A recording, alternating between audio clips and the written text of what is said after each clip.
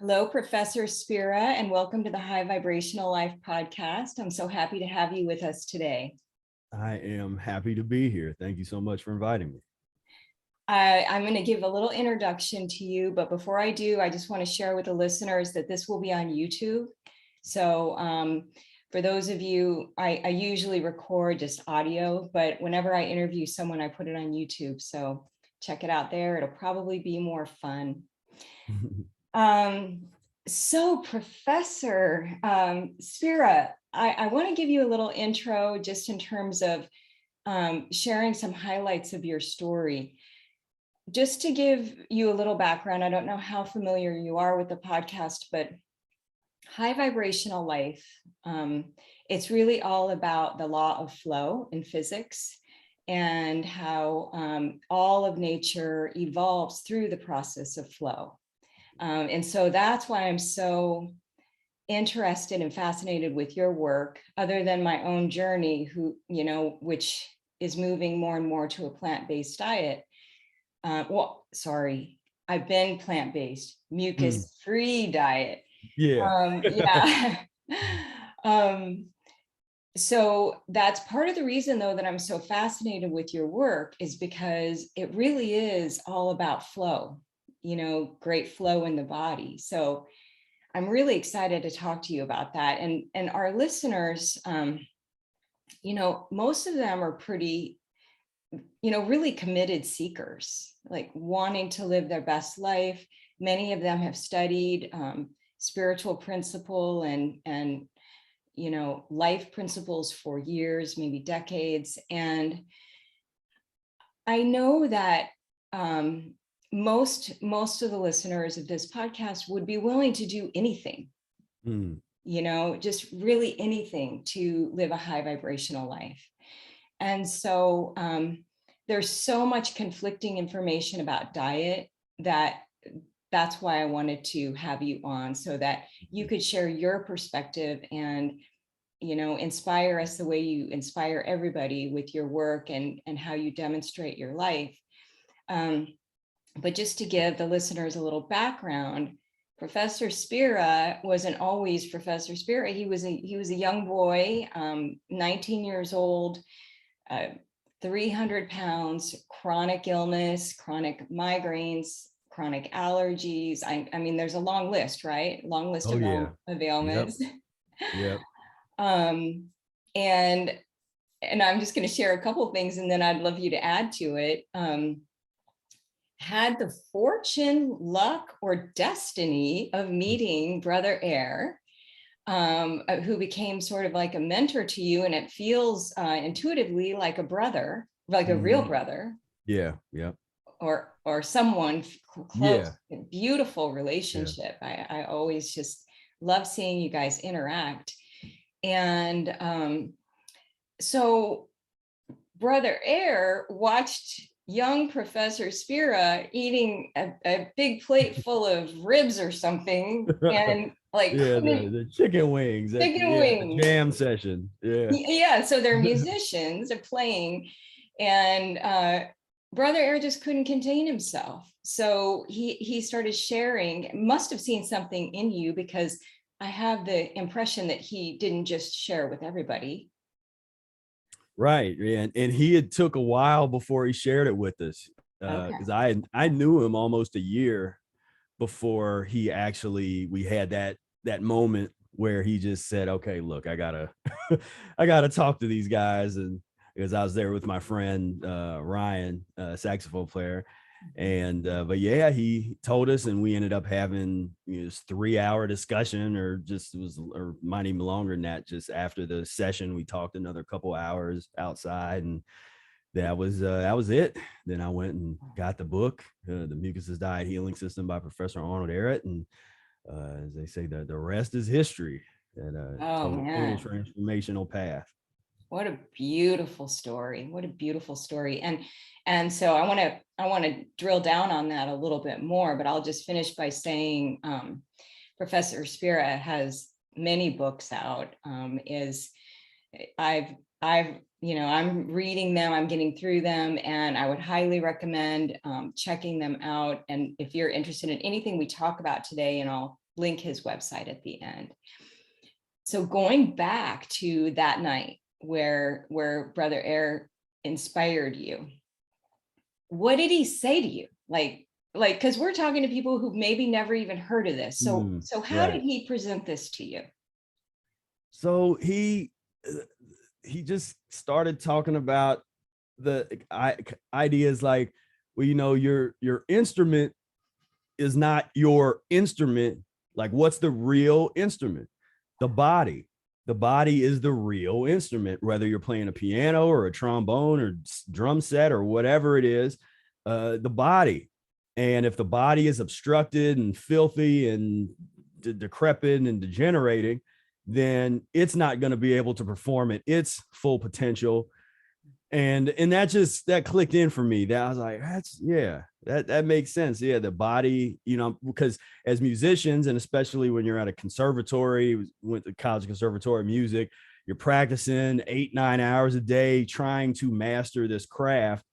And that just kind of made a lot of sense. It's like, well, if I'm putting so much time and energy into learning how to do this craft, but then at night I go and I'm defiling myself and just prematurely aging myself, and just because my diet was horrible my freshman year of college. I ate just as bad as you could eat. I've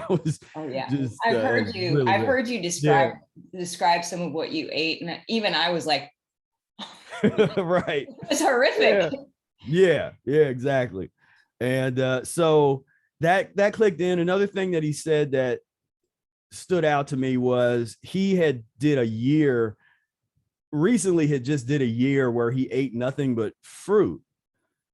And I was like, huh, you know, because he said, I was like, he's like, I ate nothing but fruit. Now, to give the disclaimer, this is not something that everybody has to do. We don't promote hard, you know, like real intensive long fast or that kind of stuff. People sometimes think that's what it's going to be about. It's not. But there are people that have practiced this system that have used the same tools that we all use on it and have been able to do some really remarkable things. They've had remarkable outcomes that have led to doing things that would really challenge everything that we think we know about nutrition and what's in the textbooks and all that kind of stuff. And so had been practicing a diet for 20 years and just really working the system. And then around year 20, he ate nothing but fruit for an entire year.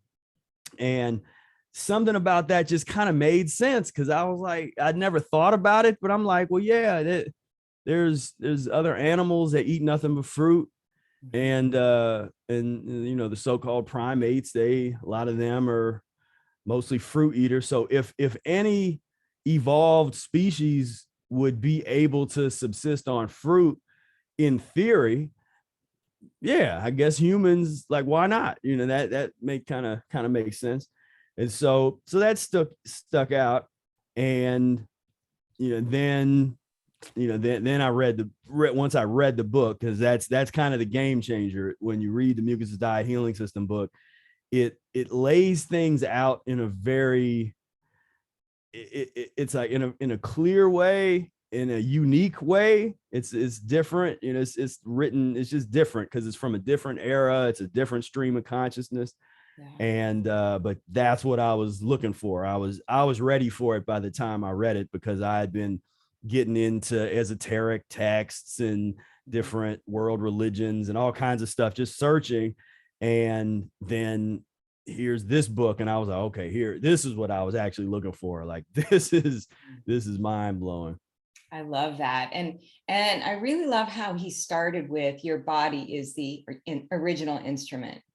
Yeah. And I think that would speak to all of us, you know, because we all have a passion, we all have a craft, we all have something we want to contribute to this world. And I really truly believe that if we don't demonstrate that which we're contributing, the energy is not behind it. The flow isn't there. It's just a persona. And so I really love that you were so committed to your craft, and also sounds like you were already interested in evolving, but so committed that you were willing to do this, which is a lot, Yeah. It made, and I had to give up, or, in retrospect, it's like, cool, I'm glad I did that. But when you're freshman, sophomore in college, to give up that lifestyle, to give up, because I was into the party lifestyle, and I did all the, getting drunk and going out at night and smoking and all that kind of stuff, trying to, just gallivant. And then once I got on into the diet, I just like shut all that off and really started to kind of live a more like just like this monastic lifestyle where I'm just doing this. I just kind of ignore everything, all that other kind of noise and things. And every once in a while I remember walking back to the dorms one night. It was like a Friday night, and I parked and I was walking back, and I kind of looked over, and then I saw it was like a glimpse back into my former life, like that had only been like 6 months ago or a year ago. And it was just a keg party at just at the college, where they got just like, 100 people out on the front, and everybody's got their little red cup and, drinking drinking out of the keg and that kind of stuff. And people and I just kind of looked at it like part of me was still kind of like, am I missing out on something? Is going in this direction? Am I kind of missing out on some childhood kind of what you're supposed to do? Because that's our conditioning. We're conditioned that that's what you're supposed to do. You do a little partying in high school, you do a lot of partying in college, like that. You're supposed to get it out of your system and then get a job and join the 9-to-5 world, and and then maybe have a family or something. It's like, they program you that this is how life is supposed to be. And I just never wanted to accept that, and I always knew something's wrong with this. Like this, I want to create my own reality, and instead of trying to live in somebody else's concept of what we're supposed to do. And so the social part, I mean, I'm kind of known for that being an element that I handled very well, because a lot of people have trouble with the social elements. It's just getting off of eating meat for some people is tough with family members, or if they have a significant other or children, or there's all these different kind of dynamics at play. In my case, I was just really hardcore on that part. Like I just was like, I might not succeed, but that's not going to be the reason I don't succeed. It's not going to be the social, where there's this like social pressure, like, oh, well, just, you can get something else to eat. Just come out to eat with us, or let's do this or that. Like I pretty much had to just stop all that. So I stopped eating at restaurants. I mean, I went, was it 12 years I didn't eat at any restaurants. And I just cut that whole thing out. Now, Brother Air, he hasn't eaten, he never went back. He hasn't. I had, since there's some vegan restaurants I found that actually have stuff that I can eat. There's a lot of stuff that vegans eat we don't eat, the kind of the vegan junk food stuff. But I found a couple that have just really nice salads and some good things where it's like, okay, well, I can eat this. And so I'll go there. But that's been in more recent years. For a long time, I just didn't go to any restaurants or anything. But that I really started to understand the joy of just preparing my own food just every day. I was like, I have to prepare my own food. I know what's in here.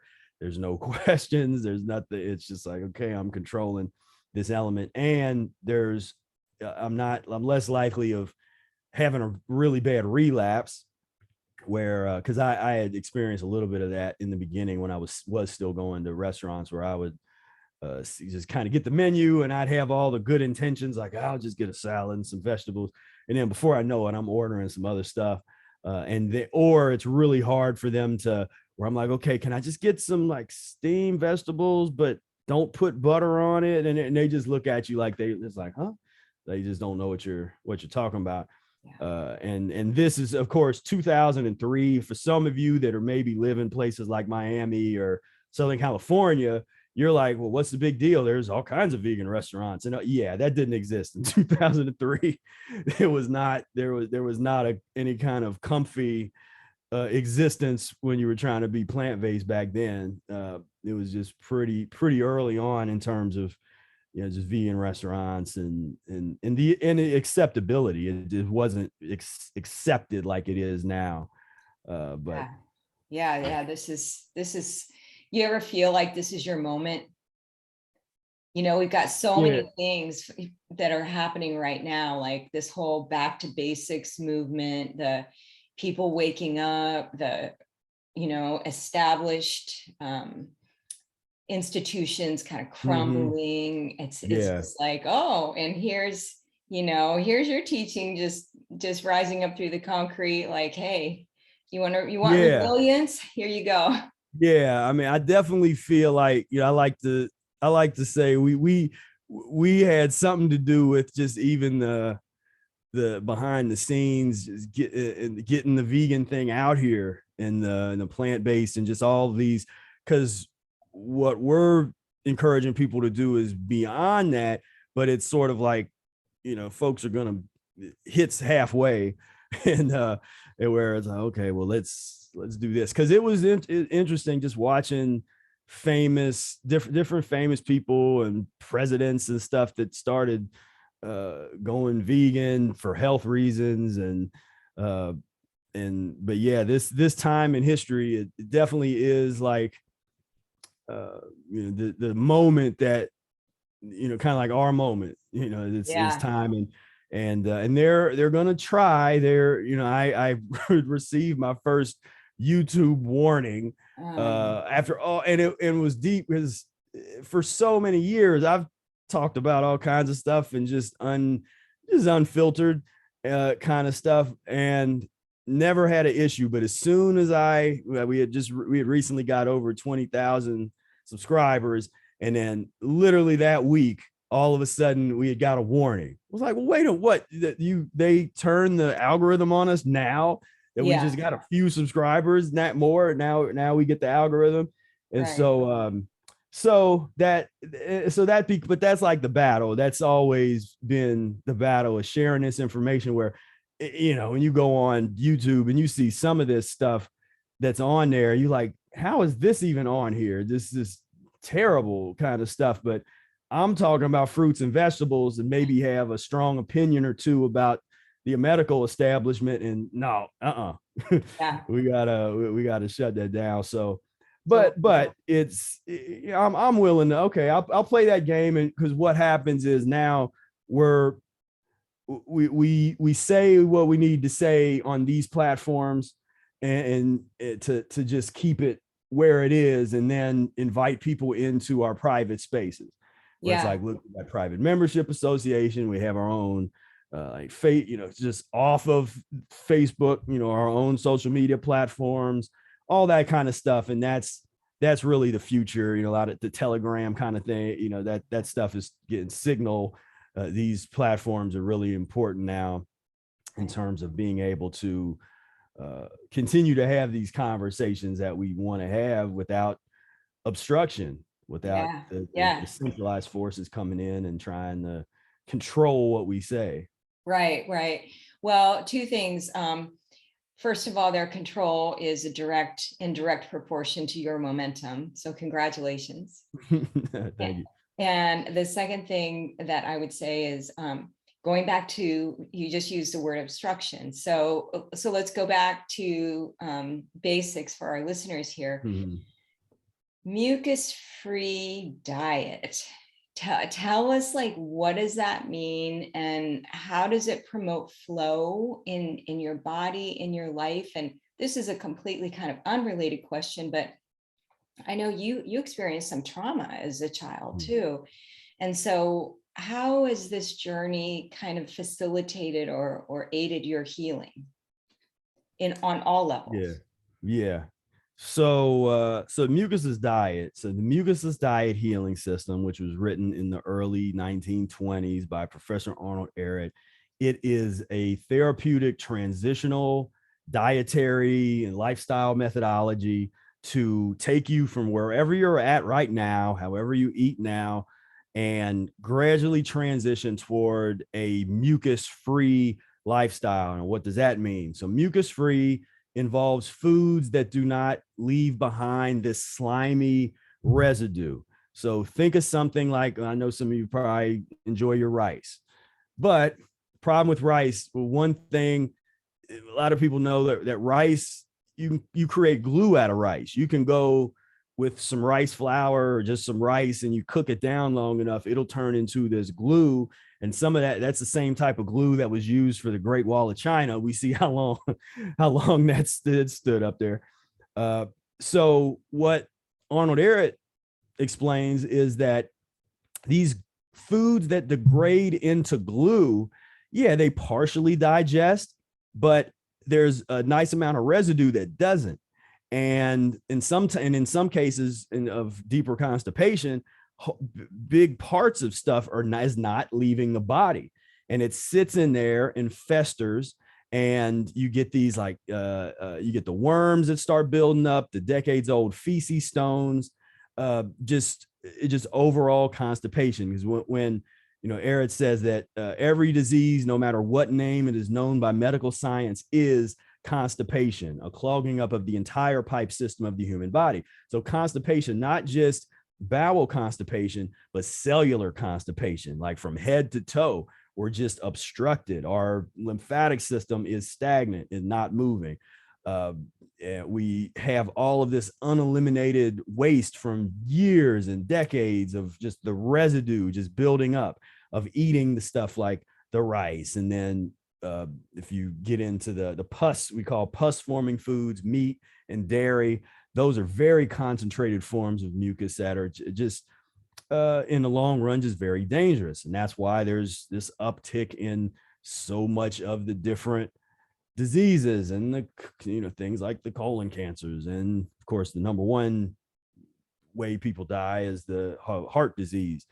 And what Arnold Ehret brings to the table and says, like, this is not normal.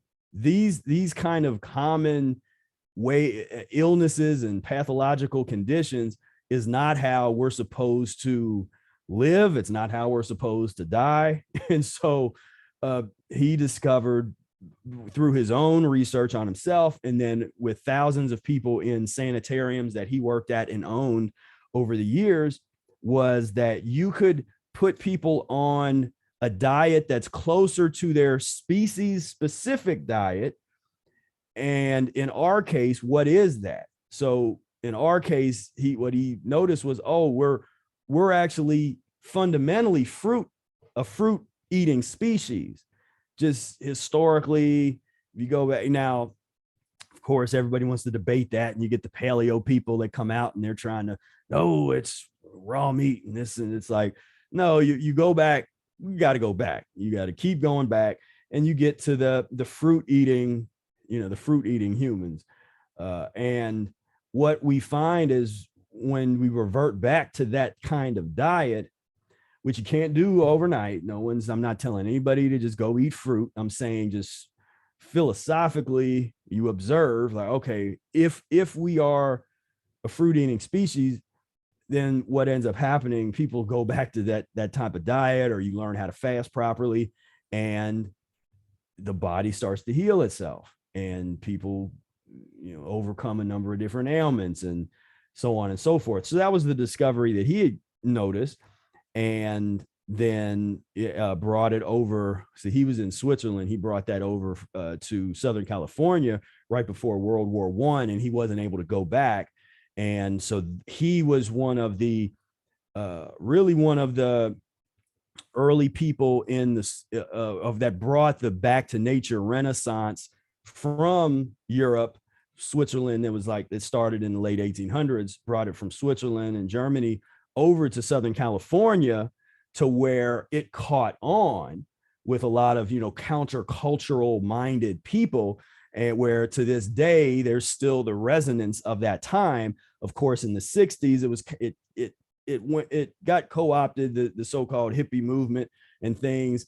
It went from, originally it was about people fasting, eating fruit, cleaning himself up, sunbathing, living off the land.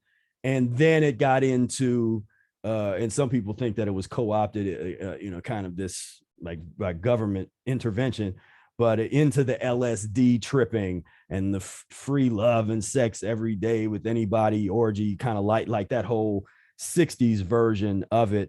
And then that was it. Then it couldn't last after that. That was it. And so, but no, I'm getting all this stuff here. So basically, just in terms of how this benefits you, you read the Mucus Diet book, and then you start to practice the principles, because all the principles are laid out in the book, and you gradually start to transform your body so that there's permanent change, so that you get yourself to the point where you're unable to go back and eat things that you're not supposed to eat. The most disease forming foods, after a while, you lose the craving for them. And even if you did still have a craving that popped up at some point, you know that you can't go back to it without a lot of pain and a lot of suffering. Now, in my own life, so when growing up, I was raised by my grandma, and as my mother was in and out of the hospital all the time, she was very just ill all the time. But when I was the age of 10, my grandmother passed away, and that was like a mother passing away, because I had the mother-son bond with my grandma. And so that just devastated me. And I just, I got from being a real kind of open, and I was that little kid that would hug everybody and that kind of stuff. And real kind of almost, extroverted, and that I kind of went from that to being way more introverted, not as open in terms of love like that, and focused more on just creating things and just wanting to just create music. And I started, I used to create little radio shows with a cassette tape and that kind of stuff. And so I just sort of dove into my creativity. Now, 2 years after my grandma died, my mom passed away, and she had been in the nursing home for 2 years. I mean, literally the week after my grandma died, my mom got a congestive heart failure. Then they took her in. They did the double bypass surgery. Then she never came back home for the next 2 years. She was in a nursing home. They ended up amputating both her legs. You got gangrene on her feet from the, just real bad situation. And so I in doing that, I spent a lot of time as a young person in these nursing facilities and hospitals. And that just really opened my eyes to say, like, this isn't right. Something is really wrong here. Like, I didn't know what it was. It just intuitively, I knew that this is not normal. This is not how humans are supposed to be. I couldn't explain it then, but I just knew that this was not right. And so when the Mucus diet came along, that showed me exactly what was wrong. Yeah. Like, that opened my eyes to just be like, okay, now I get it. This is ridiculous. The way the so-called healthcare system is set up, the way we deal with chronic illness, the way we do, just everything is wrong. And so that's when I said, okay, well, this, like, I'm going to do what I can do to help spread awareness of what we've discovered, because people you don't have to go through all that, not like, there's so much pain and suffering that is unnecessary if you know the information and then you act on it. And so, but in terms of the flow, I mean, that was like magic to me almost. Just once I started getting into the diet, and you get through rough periods. There's periods where it's really feels hard, and you're just like, man, you're kind of just trying to go through it. It's like gritting your teeth. And then all of a sudden you get beyond that, and it's just like you're floating on a cloud. Just everything is, things in your life are just doing what they're supposed to do. and everything just really goes. And in some cases, and even if things are falling apart in your like a centralized life, it's like things are going well outside of that. And it's kind of hard to describe. Me and Brother Eric call it the magic when you get into like a longer fast, and it's like you can do, it's like you can do no wrong. You're just walking. You can literally be walking down the street and chaos is happening all around you. Like you're 2 feet away, something drops and would have hit you or something. Like, I mean, just nothing can touch you. And so that's and that's something that it's hard to explain to people, because it's like, it sounds like, it's supernatural or something. But then you also see where if you start doing the wrong thing, you start eating the wrong stuff that's more obstructive, then it opens you back up to the world, the woes of the world. It kind of comes flooding back in. And so talk about high vibrational life, though. It's like it literally takes you into a different stratosphere where your reality is different. Definitely. So I've heard it said that when we get completely in alignment with our nature, we rearrange the world, kind of conforms to our energy system. Mm-hmm. Yeah. And that's kind of when you described the magic that you and Brother Air talk about. I envisioned your flow system, physical, mental, emotional, spiritual, just being so aligned that it's just reorganizing and, carving the space for you. Yeah. And that's exactly what it feels like. Yeah. It's just because and it makes sense. Another thing that Brother Air said that resonated was if you want all of the knowledge of the universe and to be filled with the beneficence and the knowledge of the universe, you got to be empty to then be filled up. And so then he's talking about just the art of fasting and what that does.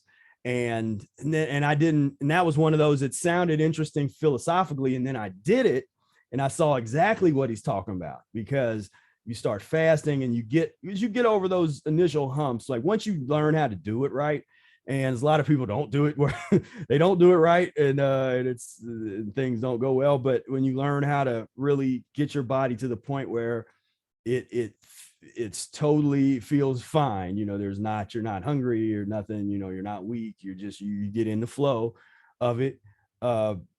You just get to this point where like you said, in this total different kind of vibrational space.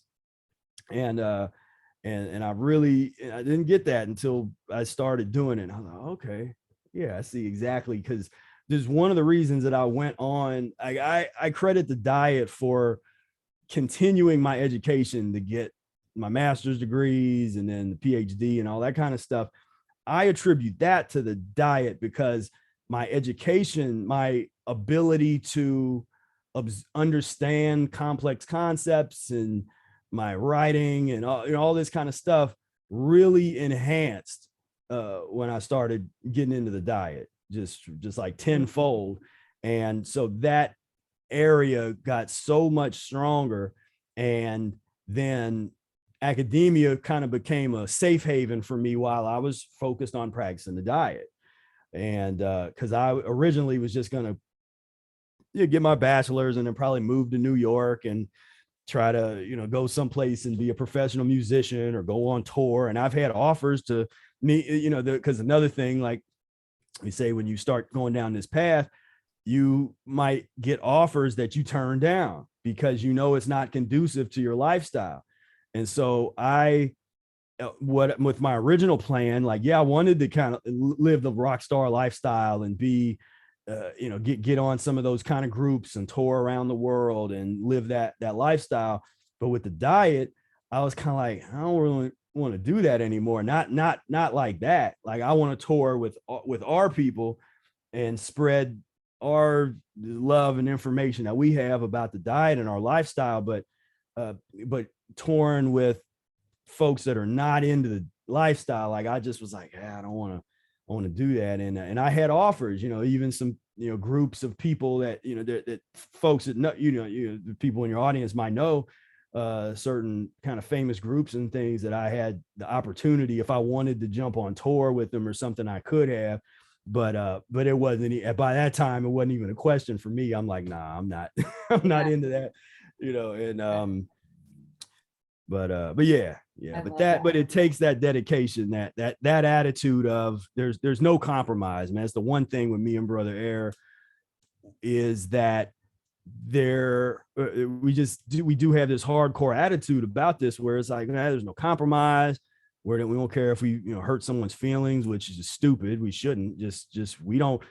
I'm not in people's face telling them like all my stuff is voluntary to come and watch, a YouTube channel or read a book or something like that. No one's forcing anybody to do anything. And so you can always turn it off and ignore it. I like what Sun Ra says. I'm just like the birds, they sing, and you can choose to listen or choose not to. Yeah, exactly. One of the principles I teach is the principle of organic integrity. So based on nature, trees need integrity to grow, and trees, we are all kind of aware now that the root systems are connected and there's this organic give and take under the ground, but no tree ever sacrifices its own well-being for the forest. Right. The reason that it thrives is because each one honors its own and shares what it has.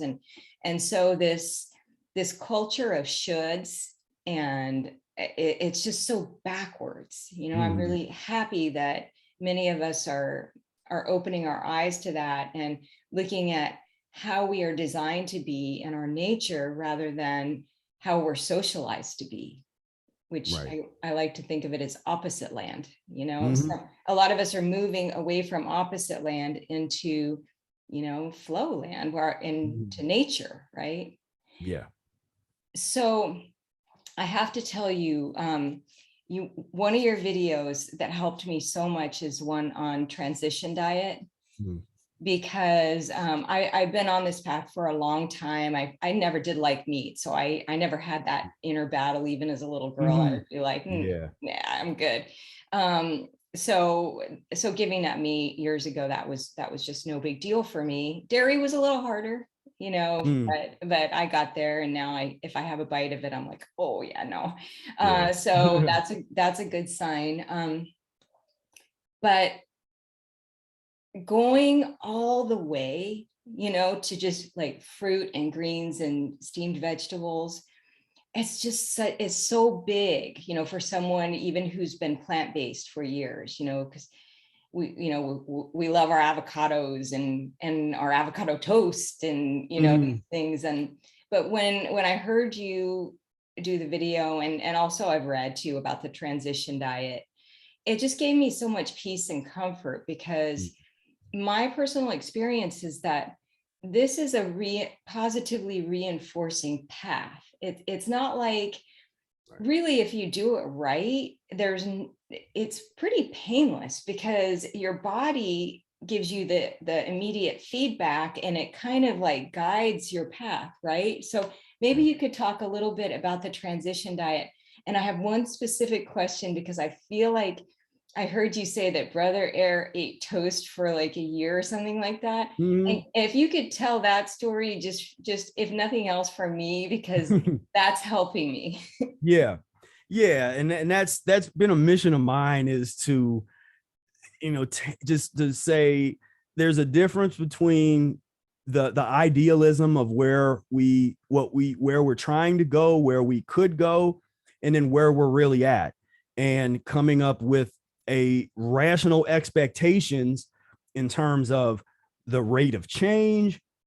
Because that's the thing that I noticed people have just really wrong, just misguided kind of understanding about like how long something is these things take and that kind of stuff.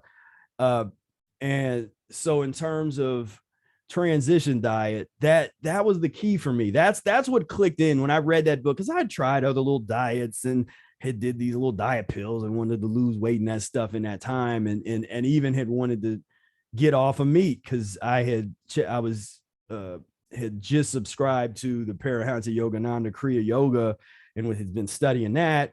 And that's like a vegetarian diet. But it was like, I was having trouble just getting off of the meat because there was no system. They just said, just get off of it.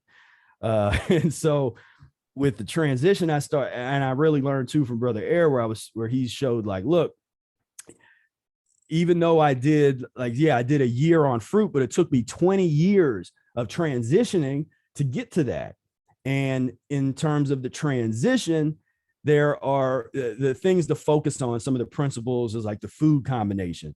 There's a certain way that I combine food that I don't break that rule unless I want to feel pain, and so for 20 years, I haven't broke that rule. Or if I did, it was like just those couple times in 20 years that you shouldn't be doing that. But I was pretty good about those principles. Like, for instance, you don't mix eating fruit with mucus forming foods. And really you want to separate your fruit course, eat it first.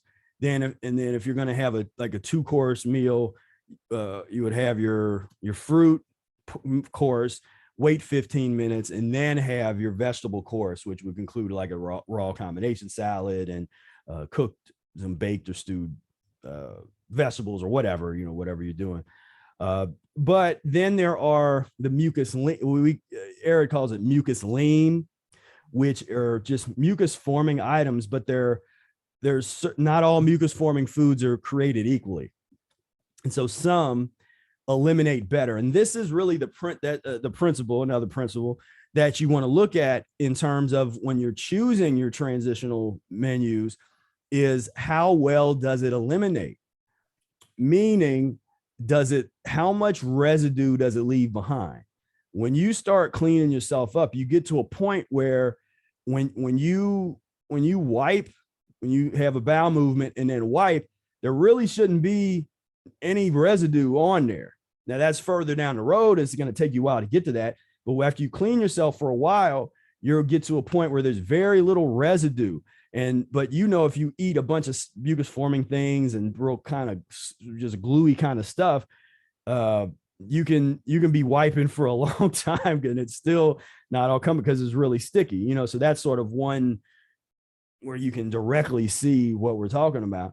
But yeah, in terms of transition, now I'm not sure which video are you referring, as I did a lot on transition. Is it the one like what I eat in a day, the real long explanation? Yeah, you really broke it down in terms of what you ate in the beginning of your journey. Different phases. That was really helpful. Yeah. And so, and that's why I'd wanted to do a video like that for a long time, because everybody asked for that. Like, well, what do you eat in a day? Well, it's like, well, it's tough because what I eat in a day now is not what I ate in a day years ago. And so that's where I was like, okay, I'm gonna make this video and just sort of go over. And I didn't know it was gonna be like as long as it was. But yeah, that and so for instance, something that helped me get off of eating meat was wheat spaghetti. And but I never ate it by itself. I always had it with a big raw salad. And then because I would make these meals that are, I was not hungry on my transition because I learned how to find mucus-free items that were really satisfying. And then when you incorporate those, there's those handful of mucus forming items, whether it be the well toasted wheat bread. What I use these days, there's forget the name of the company, but there's like a gluten-free. There's a lot of gluten-free versions of this stuff now that didn't exist back then. But now you can get into like instead of the 100% wheat spaghetti, you can maybe get like the lentil pasta and quinoa. There's other things that's like gluten-free options. I would stay away from rice, the rice pastas and stuff like that. But the key was I didn't eat that stuff for a really long time, and I was transitioning, eating more of the cooked vegetables and less of that. less of those, stuff. And it got to a point where that my body didn't really want that anymore. I didn't crave the mucus forming items anymore. And so now in terms of Brother Air and the so about 10 years into practicing the diet, and just really, he practiced really hard in terms of just regularly fasting. We recommend short-term fast over a long period of time. You get your 24-hour fast in, or experience what it's like just, the eating one meal a day for a period of time, or the 24-hour fast, 48 hours, 72 hours. You gradually build yourself up to, by the time you do a longer fast, you're very familiar. And I always like to tell people to prepare for when you do have an elimination or a healing crisis, or whatever you want to call it, you get sick. We don't really use that terminology, but where you're experienced with fasting, so you can immediately get into a fast. Like as soon as you start going through an elimination, you got cold and flu-like symptoms, blowing your nose, coughing up phlegm, whatever it is, now is the time for you to, as I used to say, shut it down. Meaning you just kind of, take your phone off we don't have phones on the hook anymore. It doesn't show my age. Or you just turn your phone off and, you just exist and let your body, as Eric says, you're on nature's operating table. Let your body take care of the issue. It's going to flush out and eliminate what is unnecessary. And those are really good opportunities. What we're taught to do when you don't have this information is, first thing people do is they try to grab a suppressant. So it's like, oh man, I'm sick, I'm blowing my nose, let me grab some Sudafed or something and blow my nose. Or you go to the doctor and they start giving out they like to hand out antibiotics like it's candy, so here, this. And so that stuff is horrible. And that's how chronic illness is going to come out of that, because you suppress those eliminations, and all the body is just trying to do, because they're finite. Because eventually you go through enough of that, then you don't go through that anymore, because you've rid your body of all of that excess waste, and and that's it. But in terms of Brother Aaron, so after about 10 years, he got this really intense craving to have peanut butter and jelly on wheat toast, and sometimes even just the bread with not even toasting it. And he ate that for, it was like a year or a year and a half or something like that, where he was eating it every day. And I learned some of these kind of advanced transitional techniques from him, where he, instead of trying to force something, it's like that power versus force concept. Like instead of trying to I'm gonna force myself not to eat this and this kind of stuff, instead he would say, well, you know what, I'm gonna eat it, but I'm gonna make sure that it eliminates. So something that we do that that I haven't mentioned yet is lemon juice and distilled water enemas. And that is a huge game changer, because whatever you're eating and whatever old kind of stuff that's up in you're flushing it out, and you just flush this stuff out. So it doesn't have a chance if you are eating plus mucus forming food still, it doesn't have a chance for that residue to fester, because it's going to be some residue left behind when you do eat those things. But if you get into a habit where you're cleansing yourself regularly, then it just keeps flowing, and it's not going to just leave behind this stuff and be sitting there for a long time. So he would be. Oh, go ahead. Finish your thought, and then I have a question on that. Well, so that was kind of where he was doing his enemas still and flushing that stuff, but and it's not, and you don't do it right after. It's not like a thing you eat. We always have natural bowel movements, because that's a question people are, oh, it messes up your flora, and what about natural bowel movements, this kind of stuff. It's like, I always have natural bowel movement before I do an enema. But and you even get your body gets used to that, where as soon as you're preparing your enema, the body kind of says, oh, time to have bowel movement, and go have the bowel movement and kind of do that. And that's, and I know for some people that the enema, the enema is like is a lifesaver. And I know a lot of people feel a certain way about it, and they're like, oh man, I don't know. But what's interesting is they'll be, when they start getting worms out when they're doing it, and they start getting worms out and that black sludge and slime and mucoid plaque, then they're kind of grossed out by that. But it's like that it was inside you. Yeah. Like I was grossed out about it. I mean, it was a part of you, and but it was obviously a part that that's not supposed to be a part of us, or we wouldn't be so weirded out by it. So I'm assuming that over time that kind of stops. Yeah. I mean, the mucoid plaque elimination. Yeah, and worms and stuff, the scary stuff. Yeah, it can. But what you start to see, and this is where we talk about, you start to as the deeper you get into this, it's like one of those things where the deeper you get in,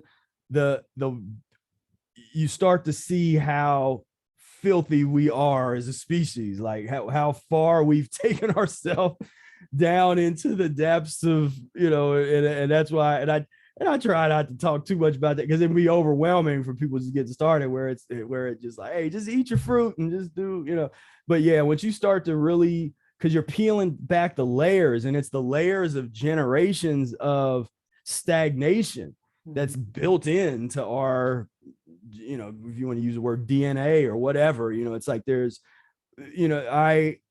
I coined this concept, physiological karma, which just essentially means like whatever you, like nothing just disappears. It's all, everything has to be accounted for. Oh wow. So yeah, like and then not only for you, but it's an ancestral thing, so generation after generation. And so that's is the book Thus Speaketh the Stomach that Arnold Ehret wrote. But what I like about that is if you trace the history of your stomach through and that's, to me, that's the real benefit of, if you're going to do something like those genealogy tests or DNA tests or something, examine the history of your ancestral eating habits. And that's going to put into perspective, in some cases, that'll help you decide on the kind of transition that you'll be able to sustain. Because if your ancestors ate certain things, and ate pretty poorly, then you're probably going to want to do a slower transition. You don't have to rush. Yeah. If you want to do this thing long term, you just got to be gentle with yourself and be like, all right, look, like this is where I'm coming from. Then let me just kind of find this nice groove. Yeah.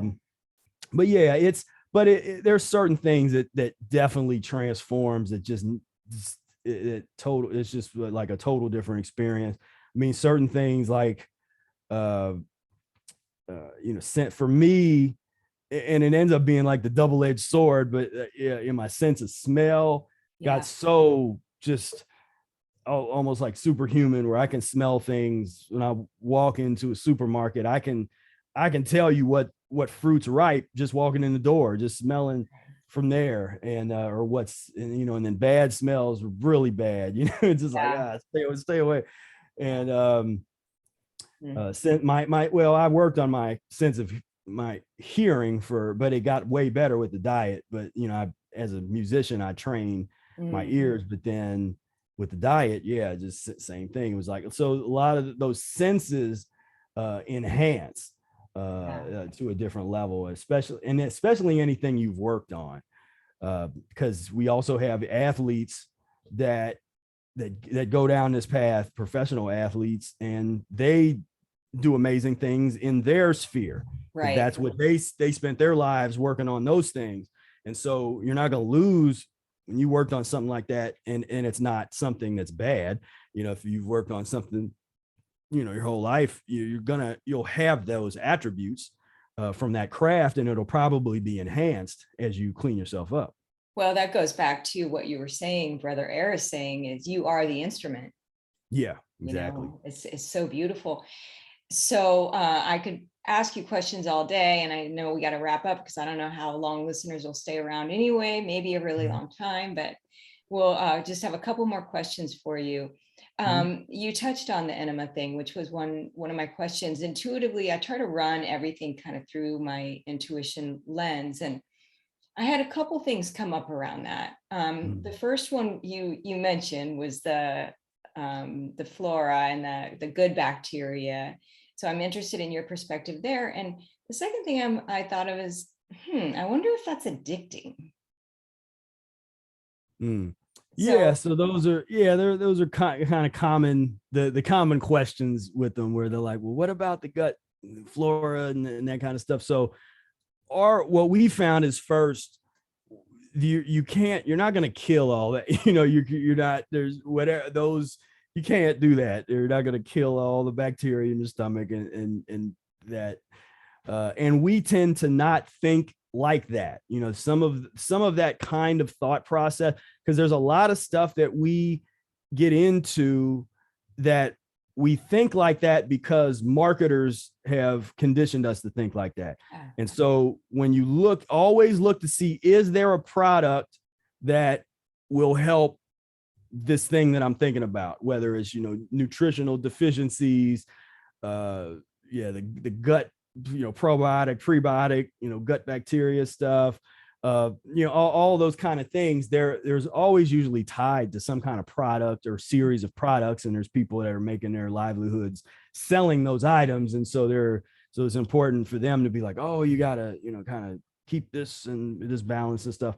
What we found is that because of our condition, because then the other people will say, well, that doesn't sound really natural to do the enema. Well, let's look at let's compare it to the other things that, when you talk about the level of chronic illness and the condition that we're in, because again, when you start to put it into perspective, how far down the rung we are in terms of a species, like we've really taken this eating thing out of hand, and it's caused just permanent kind of real, long-term physiological damage.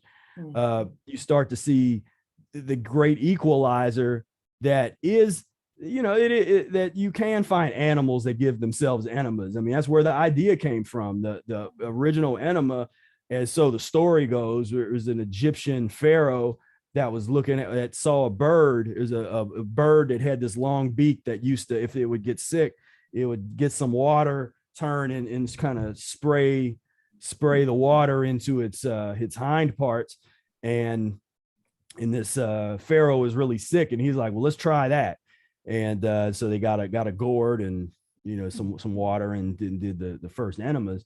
And so it's something that it's in nature. If you want to, for people that want to say, oh, it's not natural, it's like, well, when you live so long and had so many generations living unnatural lives in terms of what they were eating, we got to have some kind of tool or technology that's going to balance that out a little bit. Right. And so that's part of the balancing, and part of almost bringing and like burning that karma out of yourself is what it feels like to me when I'm doing it. It's like, because I do real potent lemons. I do a lot of like real, I do like lemon rind.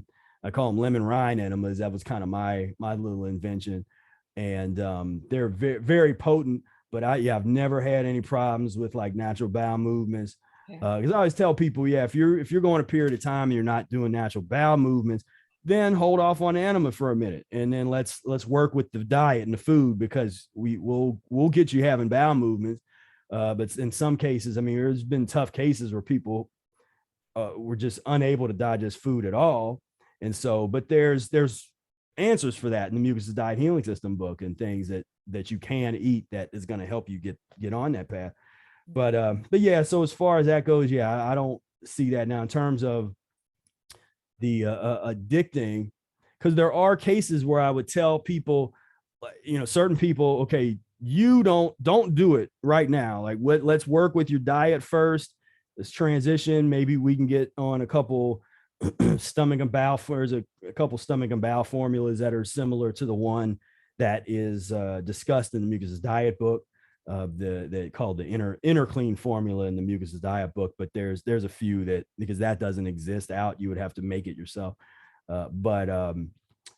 So there are cases like that, or if somebody had a poor relationship with eating anything, food, they different terms that people use for that kind of stuff, then those might be cases where I'm like, well, look, let's get you on the transition diet, and then we're gonna transition into and use the enema strategically. And I do the same thing with with like just herbs, because I don't talk a lot about herbology, but I use it with like my one-on-one clients and my coaching program and stuff, because to me it's important for people to transition first, and then we can look at some of these, I call them the ancillary therapies of naturopathy. And but a lot of people, that's the first thing they want to do, is like, let me get in these herbs, because they're basically going from medical, they're swapping out medicine that they've been conditioned to take with, like, well, they still want a product, they still want to take something, and it's like, nah, you don't need that.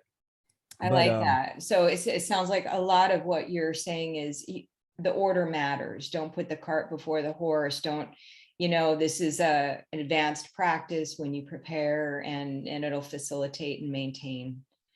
That makes sense to me, because it changes the mindset around it. When we get into an emotionally addictive practice, usually we're trying to get something. But it sounds like when you do it in this order, you're not really trying to get anything. You're just it's just part of the practice. Yeah. I mean, it's like, what are you trying to get when you brush your teeth? It's, we look at it, it's really a hygiene. It's kind of just a hygienic kind of thing. All you're doing is just a little water and lemon juice up to the, just clear the residue out of the colon, and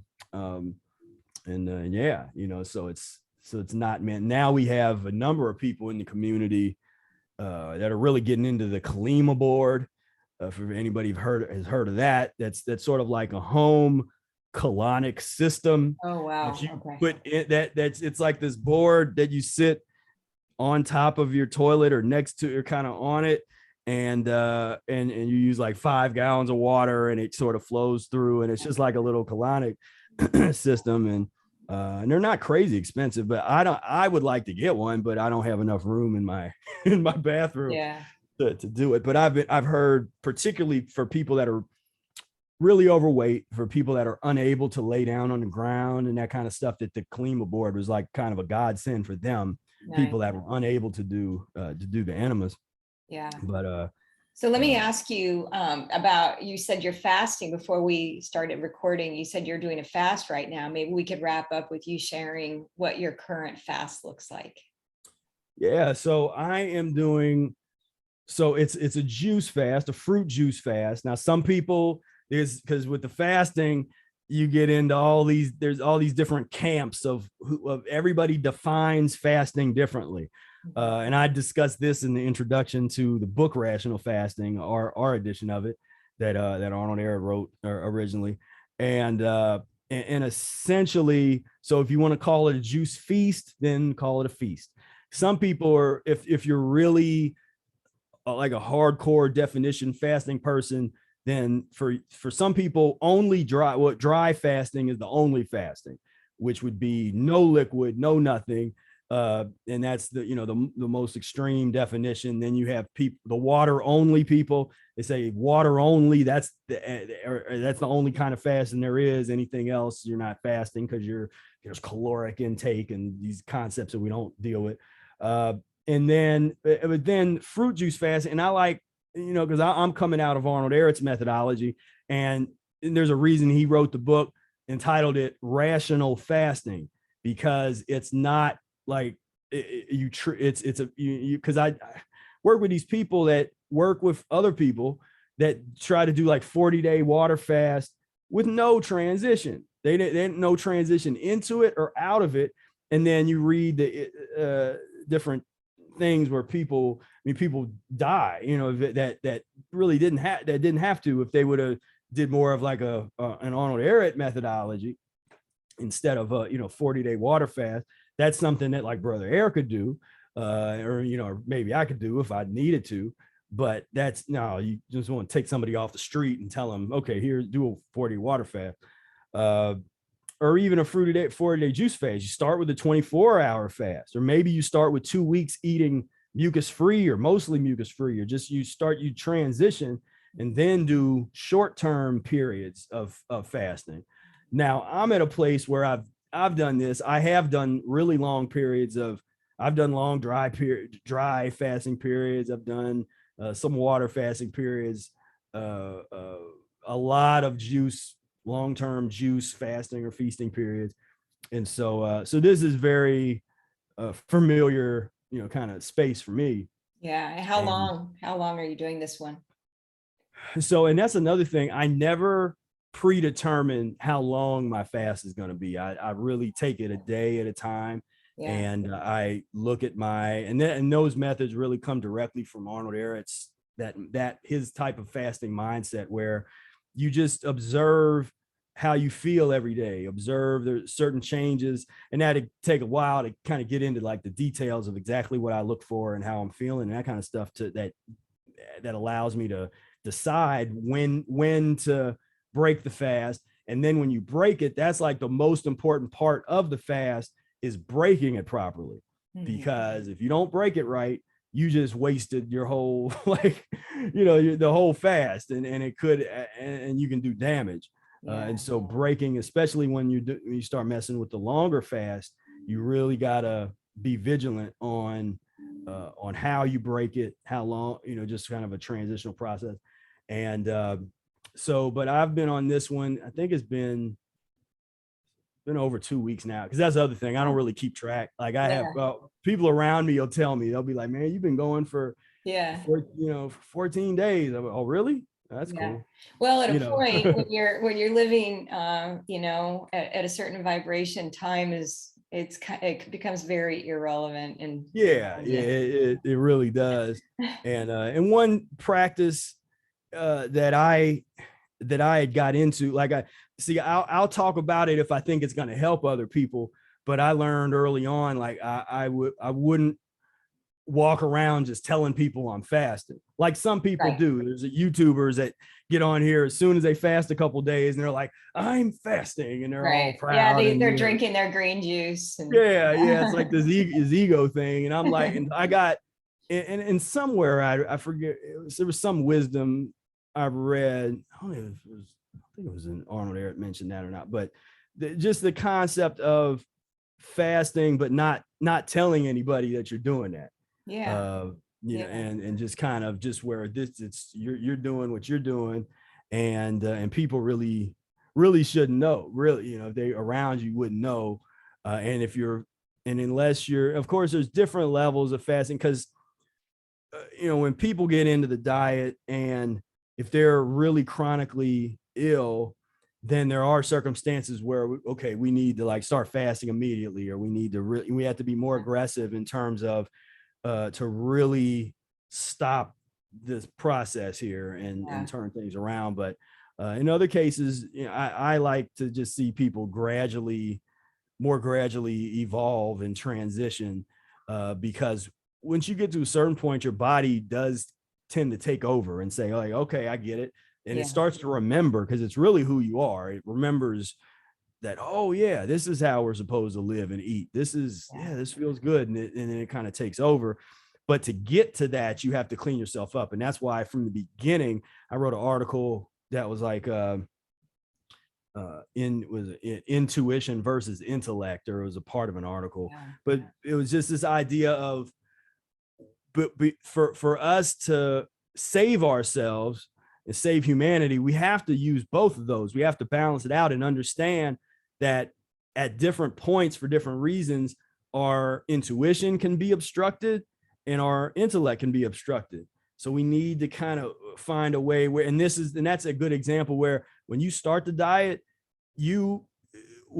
addiction sometimes can be interpreted as like intuition, where people say, well, it's really my intuition. I really need to eat this meat.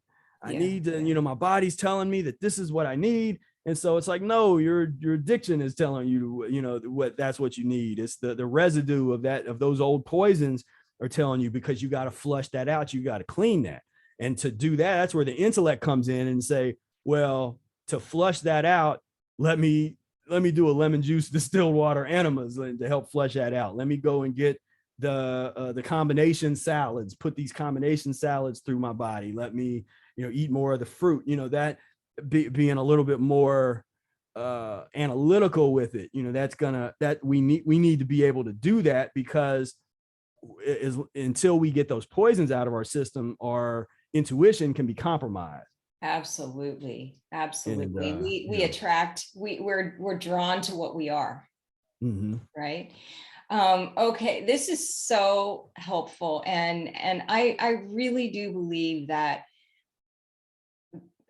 moving in this direction, really all we can do is keep moving, right? Keep mm-hmm. moving in the right direction, and our inner wisdom will take us to exactly where we need to be, and it'll never stop. We never stop.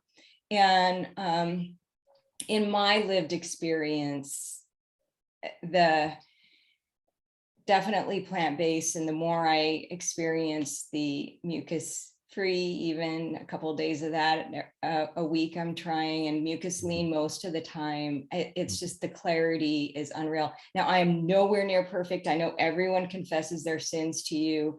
I thought about it before. I'm like, I personally still love coffee, even though I don't drink it every day. There's still, there's so much, so much, but that's not the point here. The point is, having this conversation and being around people such as yourself who have, who are demonstrating truly with the most integrity what it is that you believe, and you're a real example of radiance, because to me, look no further than the radiance of a person.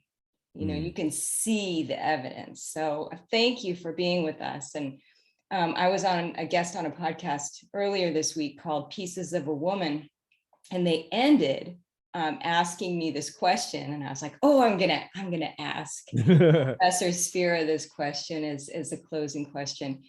What would you tell your 15-year-old self today? That's interesting. Yeah, what would I tell my 15-year-old self? And this even changes, because I know I've answered this before, and I think now I would even say something different, but I would just say to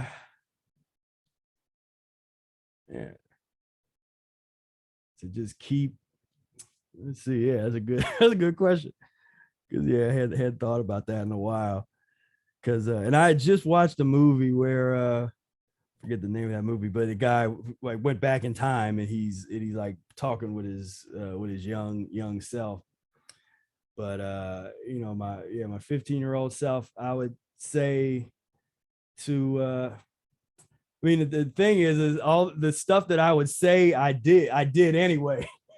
there's not a lot of stuff that I didn't. That or would you say anything to comfort him? What would you tell him if he was sitting in front of you right now? Well, I would probably tell him practice harder, like practice music. Like when you have the time in those teenage years and those early years, go even harder than I did, wow. In terms of in the music. Cause that's the one thing that I wish that if I would go back, and I know it's not no great wisdom or anything, but it's just kind of like the straight, like, if I kind of wish I would have practiced, because there, when you get to school, I was around a lot of people that had, they had been practicing like since they were 4 or 5 years old, those kind of folks that they're into music like 8 hours a day since they're almost babies. And I didn't have that kind of background. And I was more, my skills were kind of coming more from an intuition, always been really good at improvisation, using my ear. So I was more into the just kind of being a natural, so-called natural musician. And then I had to struggle a little bit to learn like the music theory and to kind of get all that stuff, which became part of that my journey, you know, that earlier part. But if I tell myself one thing, I just that's what I'd be like, man, just like spend more time practicing and take the theory, your theory studies more seriously earlier, because it'll make life easier later. Right. And so you are the instrument. Yeah. Exactly. Yeah.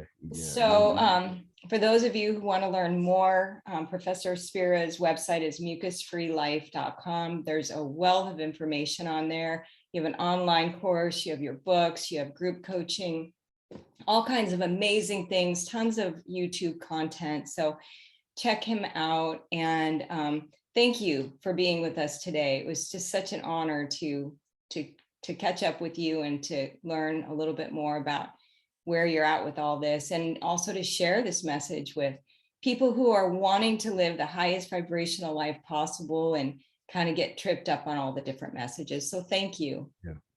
Yeah. Well, thank you so much for having me. It's been a pleasure. Awesome. Take care, everybody. Let me put on my glasses to stop the recording. All right. Take care, everybody.